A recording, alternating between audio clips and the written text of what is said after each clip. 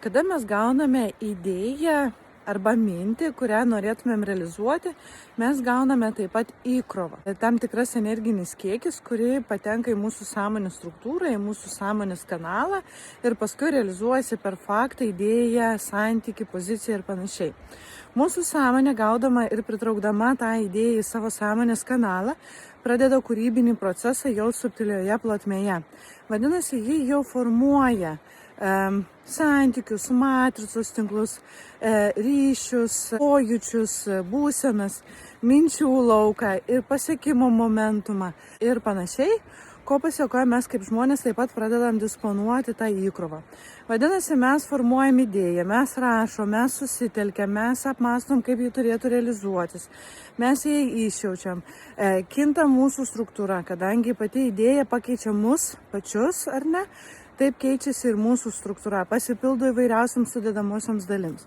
Mes pradedam abejoti savimi, mes vėl pasitikim, mes darom tam tikrus pirmus žingsnius, sekančius žingsnius.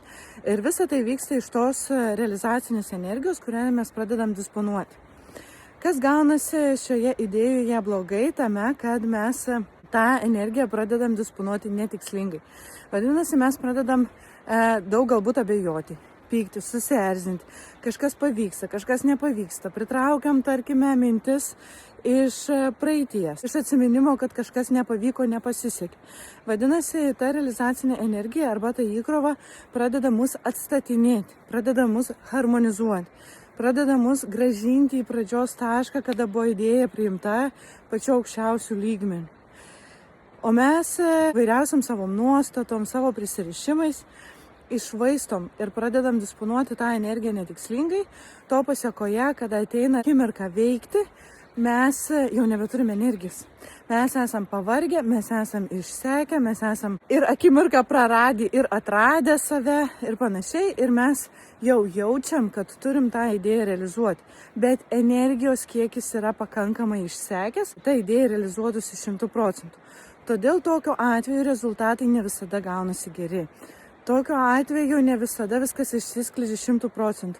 Ir mes intuityviai tą jaučiam ir nesuprantame, kas vyksta ir pradedam kaltinti ir save, ir kitus, ir pasaulį, ir pačią idėją galbūt neteisingai supratom ir interpretavom, kas gali būti taip pat tiesa, bet tai dažniausiai vyksta tik dėl to, kad mes galbūt išvaistėme tą energiją.